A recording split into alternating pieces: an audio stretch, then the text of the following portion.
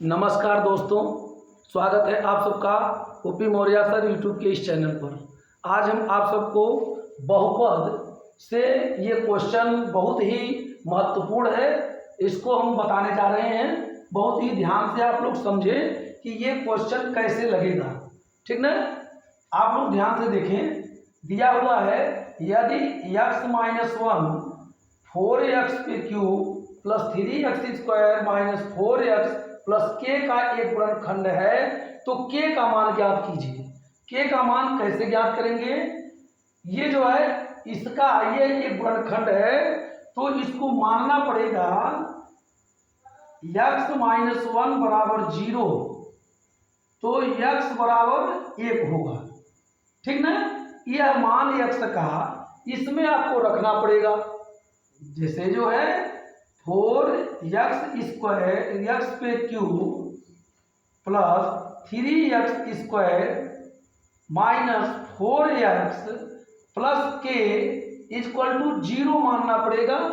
और इसी में यह x का मान 1 रख देंगे और k का मान आ जाएगा, ठीक ना। जब बराबर 0 हम लिख सकते हैं, ठीक ना। इसके बराबर 0 का मान कुछ नहीं है, ठीक ना, तो 0 हम लिख सकते हैं। और यदि यह इस जो है व्यंजक का, इस बहुपद का यदि यह एक गुणनखंड है तो इसको हम मानेंगे x-1 इक्वल टू 0, तो x बराबर 1। अब ये x बराबर 1 इसमें हम मान रखेंगे इसके बराबर 0 रख करके, ठीक ना। मान रख दे ये 4 गुणे 1 पर क्यूब प्लस 3 इंटू 1 पर square minus 4 into 1 plus k equal to 0। अब ये क्या होगा, 1 का क्यूब 1 ही होगा, अर्थात 4 एकम 4 होगा, प्लस 3 एकम 3 होगा, ऋण 4 एकम 4 होगा, प्लस k इक्वल टू 0। अब क्या करेंगे, 4 और 3 7 minus 4 plus k equal to 0।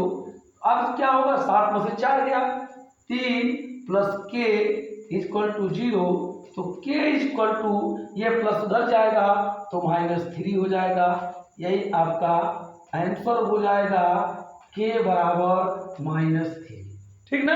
यदि इस प्रकार का क्वेश्चन आता है और कहता है k का मान ज्ञात कीजिए, तो इसको भी हम 0 के बराबर मान लेंगे। और यह इसका एक गुणनखंड यह है तो इसको जो है इस रूप में मानेंगे कि x-1 इक्वल टू 0, अर्थात x बराबर 1। अब ये इसका गुणनखंड तभी होगा जब इसके बराबर जो आएगा उसको मान रखने के बराबर वो 0 के बराबर आ जाए, ठीक ना। इसीलिए हम इसको 0 के बराबर मान लेते हैं। जब x बराबर 1 रखेंगे तो ये पद नहीं मालूम है कितना है, तो ये इसी का मान आ जाएगा। और यदि हम इस मान को यहाँ रखें और x का मान यहाँ रखें तो 0 आ जाएगा। जैसे आप लोग देखें ध्यान से, यदि हम k का मान ऋण 3 रख दें तो दोनों पक्ष 0 हो जाएगा।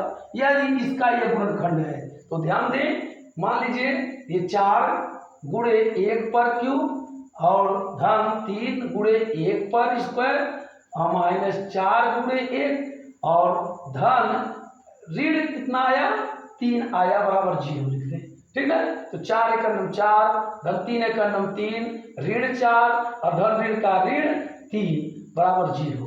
अब ध्यान दें, ऋण 3 से 3 कट गया, 4 से 4 कट गया, 0 बराबर 0 आया कि नहीं आया।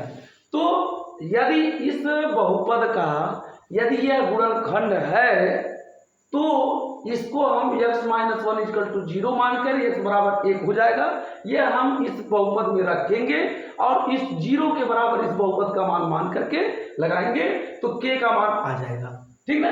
यहाँ पर k का मान आ गया कितना, k बराबर ऋण 3, ठीक ना। इस तरह से ये क्वेश्चन लगता है और बहुत ही महत्वपूर्ण क्वेश्चन है। आप लोगों को समझ में आया हो तो आप लोग लाइक करें, सब्सक्राइब करें। धन्यवाद।